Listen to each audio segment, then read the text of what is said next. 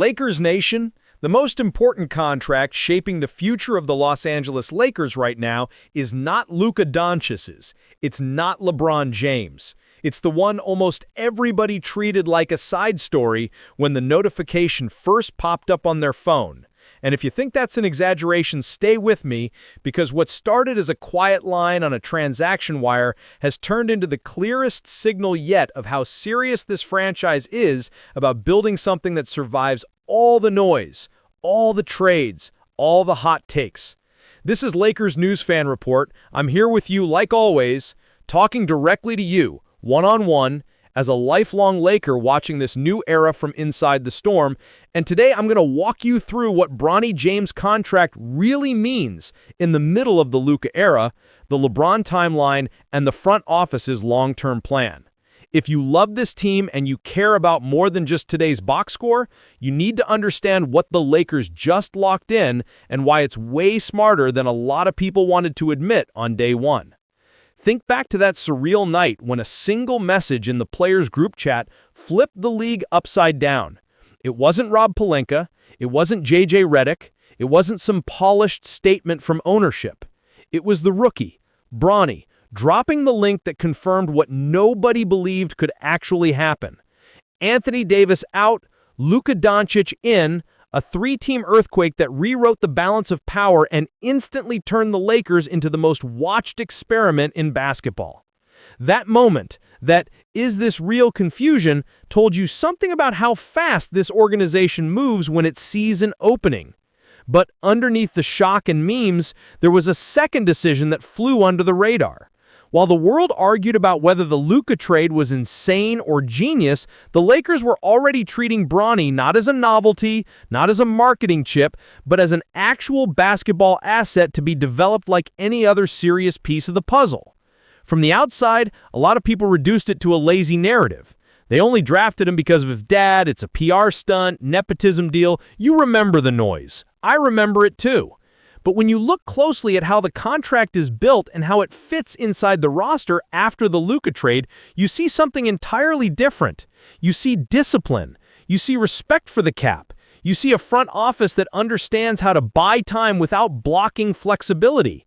Bronny comes in as a late second-round pick with a fully structured 4-year agreement hovering just under $8 million, with increasing annual salaries and a team option on the 4th year. For a pick in the 50s, that's rare air. It signals that the Lakers wanted him under their control long enough to make a real evaluation, not just a feel-good headline that evaporates in 12 months. It wasn't some inflated superstar number. It wasn't an irrational overpay to please anyone at home. It was a calculated commitment to 3 things: development, stability, and message. Development, because they are explicitly saying, we want your growth in our system, not on a temporary deal that disappears the first time we want a roster spot. Stability, because tying him in for multiple seasons on controlled money gives the staff time to see whether his tools translate in real NBA contexts. And message, because to the locker room and to LeBron himself, it screams, we're serious about structure, not just drama. While everyone on social media jogged to their timelines to yell about favoritism without reading a single detail, the reality is that Bronny's deal is modest in numbers and powerful in structure. It stretches across those 4 seasons with a clear ladder of salaries that barely scratch the cap compared to star money, and that final year option that sits entirely with the team.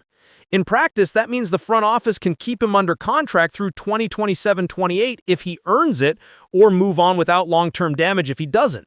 It means they can live with his learning curve, his assignments in South Bay, his quiet nights and his sporadic bright flashes without the panic that usually comes when a young player carries a heavy price tag. Even details like his early trade ineligibility windows work as a built-in pause button against overreaction, forcing everyone to evaluate his game instead of turning him into instant trade clickbait.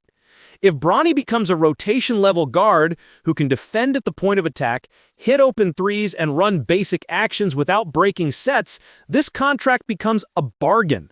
If he settles in as a situational piece, the number still fits. And if he doesn't hit at all, there's an exit ramp. That's not emotional. That's the exact decision tree you want in the new CBA era.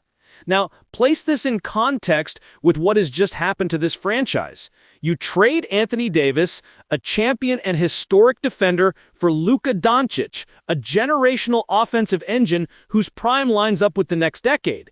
You still have LeBron, stretching time and influence in a way we may never see again. You're operating in a league now that punishes heavy spenders with second apron penalties, freezes movement for teams that mismanage the middle of their cap sheet, and turns every bad contract into a handcuff on future trades.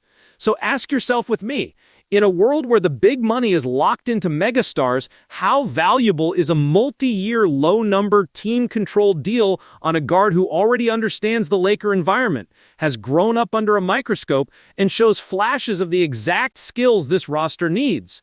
In that context, Bronny's contract isn't noise. It's leverage, it's stability, it's optionality.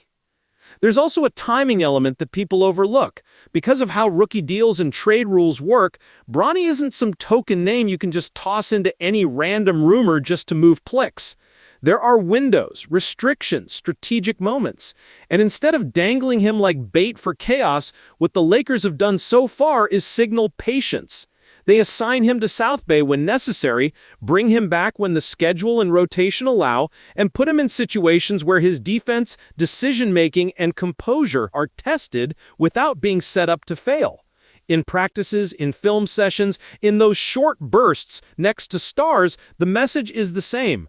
Earn your place possession by possession. Those defensive possessions at the point of attack, those minutes where he's asked to keep the offense organized alongside veterans, are part of a long test, not a social media referendum. That's the key for me. Every sign from inside points to a plan where he earns minutes, not headlines, and where the contract functions as a shield while he figures out who he is as a pro guard, not just LeBron's son. From a basketball perspective, I want you to feel how coherent this is. Luca needs physical, disciplined defenders who don't demand the ball in their hands to feel important. LeBron, at this stage, needs young legs who can chase guards over screens, rotate on time, and keep the offense flowing without forcing him to quarterback every single possession. Bronny's ideal version, strong at the point of attack, reliable in help, comfortable making the extra pass, fearless on open looks, fits directly into that ecosystem. You're not paying him for highlight mixtapes. You're investing in 3+ years of controlled evaluation inside the exact environment that will decide whether he can be a piece on a contender. And because the money is so manageable, he doesn't block a veteran signing. He doesn't stop a mid-season adjustment. He doesn't push you into painful tax penalties on his own. He coexists with big contracts. He doesn't compete with them. Add to that the human factor that this city understands better than anyone. Los Angeles has always been about narrative as much as numbers. Here, pressure is oxygen. Some players suffocate, others grow. Bronny arrives having already lived a decade inside a level of attention most rookies never touch. That doesn't guarantee success, but it does mean he's not shocked by the cameras, by the criticism, by the noise. Combine that with the contract that gives him time instead of a ticking clock, and you create a rare scenario. A young guard allowed to develop in a contending environment without being framed as savior or bust. That is unbelievably valuable. It's hard enough to grow as a second-round pick in this league. Doing it with patience from the organization and clarity about your role is almost a luxury. There's another layer that, as a fan, talking to you con toda sinceridad, I can't ignore. This contract is also a line in the sand culturally. It tells Bronny, we believe you can be an NBA player independent of your last name, but we're not gifting you star treatment. We're giving you exactly what your profile and this market demand, a real opportunity, fair security, and a clear standard. It tells the rest of the roster, spots are earned, but when we see professionalism, we reward it. It tells potential free agents and their agents, this is an organization that plans, that doesn't panic, that doesn't throw money around just for applause. And it tells LeBron something important too, that the franchise respects everything he built here enough to fold his son into a serious basketball project, not a one-year circus glued only to his presence. You think that doesn't matter when you're trying to keep harmony around Luca, around coaching, around media pressure? It matters a lot. Let's also talk about perception versus reality. When you stack his numbers and structure next to other second-round contracts in this CBA, you see it clearly. This is not some golden throne hidden in the fine print. It is essentially the new standard 4-year framework available to teams that truly believe a prospect is worth time. The difference is that here the narrative arrived first and the facts came later, and most people never bothered to update their opinion. That's why I'm insisting on this breakdown with you now, because if we want to judge this front office fairly, we can't freeze our take on day one and ignore how the pieces actually fit together after the Luca trade and after a real sample of how Bronny handles his role, his assignments, and the pressure. The loudest critics painted Bronny's deal as a symbol of chaos, when in truth, it has become one of the few calm points in this new-look Lakers. Look around. Blockbuster trades, a new offensive hierarchy under Luca, constant national debate about how long LeBron will keep going, speculation about which star might be the next to force his way to Los Angeles. Every game cut into 1,000 clips for instant judgment. In the middle of all that, Bronny's situation is simple, clear, and controllable. Contract locked, role defined as developing guard, expectations public. Defend, work, adapt. No insane numbers, no trade clauses, no hidden poison pills, just basketball and time. That clarity is gold for a franchise that is always one headline away from an earthquake and needs a few pillars that don't move.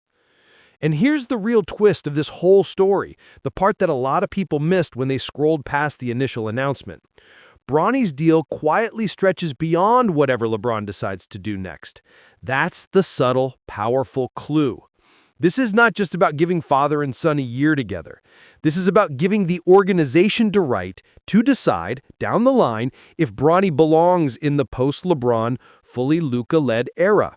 If he hits, you've got a homegrown guard who learned the game next to two of the greatest offensive minds of his generation on a contract that ages beautifully. If he doesn't, you close the book without scars. That's the definition of a smart hedge. It respects the family story without letting it hijack the basketball plan. And it's here, in this balance between hype and planning, that this so-called small contract update becomes big. Because what I'm really showing you is that the Lakers have quietly aligned 3 timelines. Now, with a real chance to contend behind Luca's genius and LeBron's last elite stretches, the medium term, where cap health and smart role players decide whether this project sustains, and the transition, where guys like Bronny either grow into trustworthy rotation pieces or remain movable, non-toxic numbers on the sheet. Either way, the team protects themselves. Either way, they keep doors open instead of slamming them shut with emotional decisions. Either way, they send a message that this era, however dramatic from the outside, is being managed with a colder calculator than people give it credit for. Before I close, I want to hear from you. How do you see Bronny's place in this new Lakers project? Do you view this multi-year commitment as a smart, low-risk investment in a young guard with real defensive potential? Or do you still think the front office is walking too close to the emotional line by mixing family and business at this level? Tell me honestly in the comments what you expect from him over these next seasons, what role you think he fits best next to Luca and LeBron, and whether you'd ride this contract all the way through the option year or flip him if the right package appeared. From my side, after looking at the numbers, the context, and the climate inside the organization, my conclusion is clear and direct. Bronny James's contract is one of the cleanest, smartest, and most coherent decisions this front office has made in this chaotic stretch.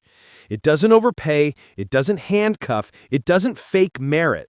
It gives him stability, gives the Lakers flexibility, and reinforces a culture that values work, loyalty, and planning over noise.